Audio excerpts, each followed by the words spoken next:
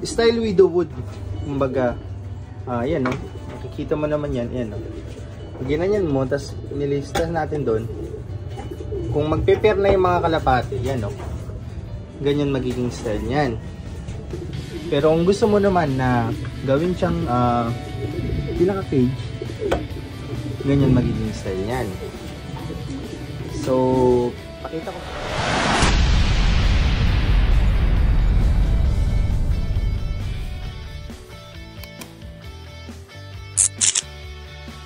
So, welcome back mga kalapatid. So, for today's video, yan, medyo patapos na ang ating loft. Kaya, lo-loft tour ko ngayon kayo sa ating bagong loft ng Geoloft Kalapatids. And, hoping makakuha kayo ng idea ng designs ng customizable na ginawa para sa Geoloft.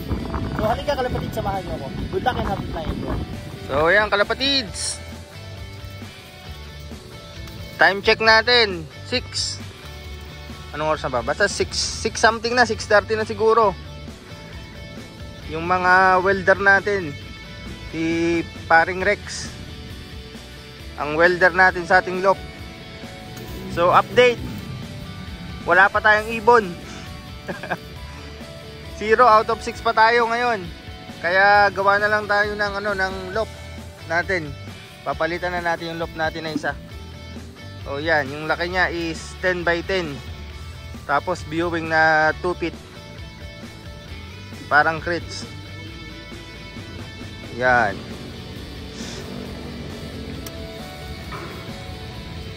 Yung natin. So ito day 1. Ang accomplishment half day. Na kalahating araw nila Paring Rex. Partida nag-uulan pa. Sa mga gusto magpagawa ng loft, contact nyo lang to. Paniguradong matibay, pwede maglagay ng Orocan. Ayan. Bukas ulit. Gagawa ulit sila bukas. Tapos bibili tayong materialis natin para mabilis na matapos yung ating loft. So yan, day 1 ng natin. Yan kalapatids, day 2 ng ating loft. Nakapagpintura na ng flooring, tsaka nagkapagkabit na ng matting sa ating flooring. Tapos bukas, ano bukas mga titirahin? O, bubong na daw bukas, kalapatids. So kulay blue ang bubong natin. Yan. Tapos papalitan natin yung plain sheet ng blue para mas maganda. Yan. Durahan na lang. Blue. Yan, day 3 kalapatids. 5 PM after shift. Kayod marino si Paring Rex. Yan no. Kabit na yung mga natin pang side. Meron na tayong pailaw. Hindi pa dumadating yung pero naka-order na ako pre ng solar eh. Oo. Tingnan natin kailan darating. Yan.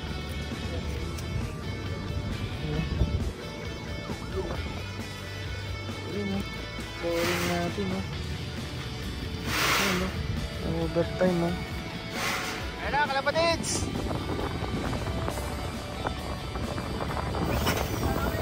Nagbububong na tayo kalapatids, wala pa ibon natin.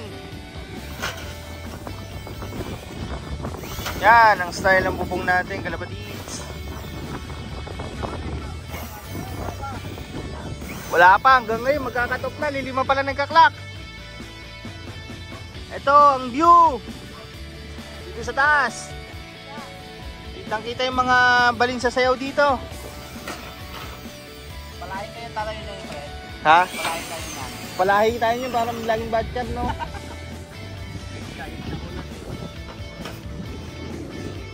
Kahit na ulan lumilipad eh. Yan no. Shout out. Ayan na, pinapagyo na tayo dito. Pinapagyo na tayo. Ayan na ang ating loft. Landing board na. Ayan no. Ayan kalapatids oh. Tanaw na yung Maynila. Yan lang yung Maynila oh. Umaga na.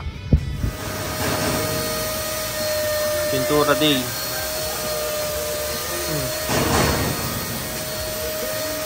Welding day.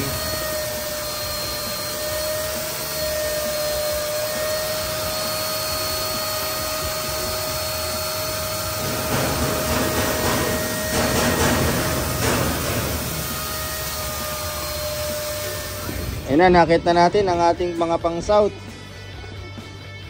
Bininyaga ng loop ng mga pang-south natin na YBs. Total of 28 pieces. Meron pang 3 sa baba. Ayan, meron tayong kulang na ano na inakay isa.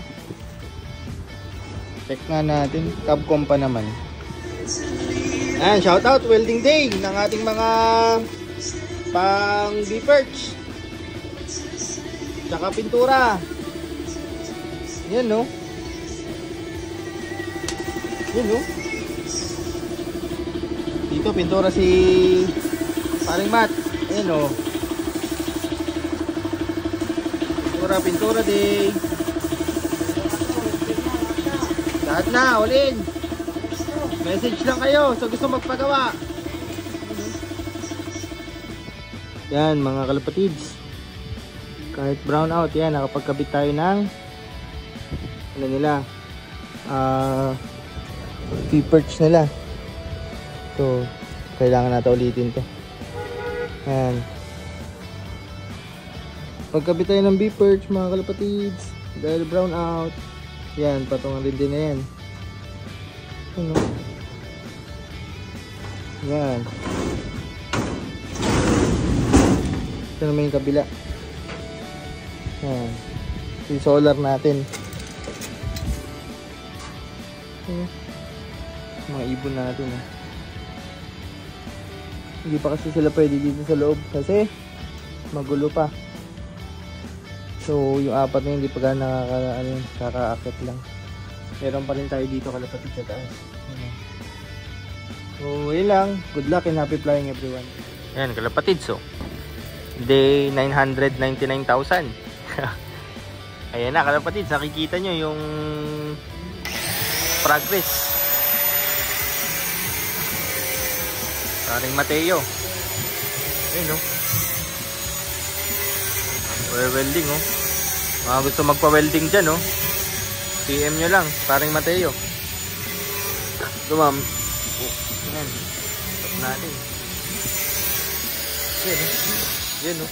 So yan yung style natin ng perch natin for our birds, ang mga alaga nating kalapate. So ganyan sila. Pwede siyang ano, style widow wood. Kumbaga, yan no. Makikita mo naman yan, yan no. Ginanyan mo, tapos nilista natin doon. Kung magpe-pair na yung mga kalapate, yan no. Ganyan magiging style niyan. Pero kung gusto mo naman na gawin siyang pinaka-cage, ganyan magiging style niyan. So, pakita ko sa inyo yung different classes niya. Yan no. Pag magbi-breed, so lilipat na natin dito yung mga pang NDR natin. Yan. Yan yung tatlong klase niya. Isang magiging ano lang, perch, box perch, tapos isa magiging widow wood, tapos pag sinarado naman ganyan, kung magpe-pair na sila. So sana makakuha kayo ng tips, and salamat kay paring Rex sa paggawa ng mga perch natin. Good luck and happy flying everyone. Yung kalapatid, isang jelop sa gabi. Yung liwanag oh. Malinis tayo bukas. Yan, nilipat na natin dito yung ating mga warriors na pang NDR. Diyan na yung mga pang NDR natin kalapatids. Yan oh. Tapos dito naman pang SDR. Sinarado ko na naman pang SDR. Bukas pakawalan natin sila. Yan oh. Yan yung viewing natin kalapatids. Pakita ko sa inyo kalapatids. Pasok tayo sa loob. Ay, nalock ko na pala. Bukas na lang, secure na oh. Yun, oh. Wala na makakapagnakaw dyan. So yun lang. Good luck kalapatids. Kompleto tayo. NDR 15 out of 15. Kalapatids, nandito tayo ngayon sa labas ng Geolof. So ito yung makikita nyo yung likod nya. Yan. Ito yung likod nya. Tapos pasok tayo sa loob. Saka akyat tayo mamaya. So pakita ko muna sa inyo yung gilid. Likod, gilid, harap. Yan kalapatids, harap. Ikutin natin.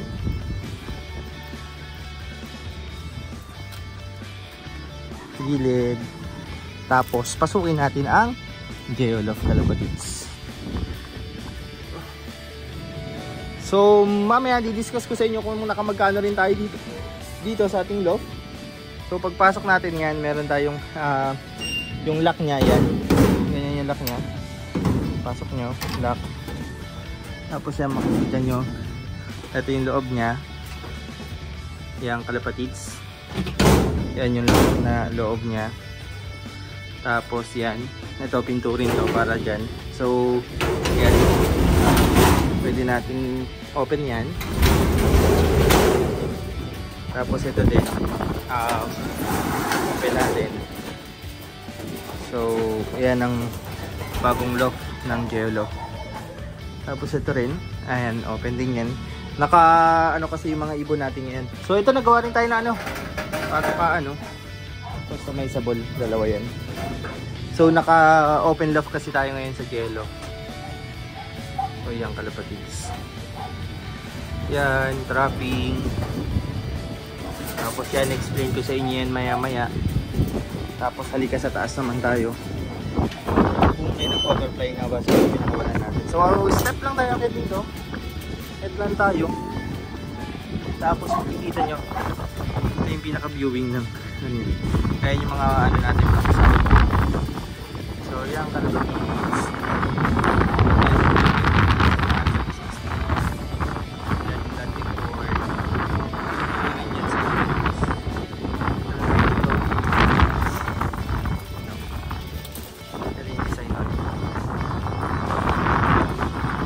Lalagyan pa naman ito ng transparent. So, para pag umuulan sa inyo. So, yun lang yung taas ng ito yung natin.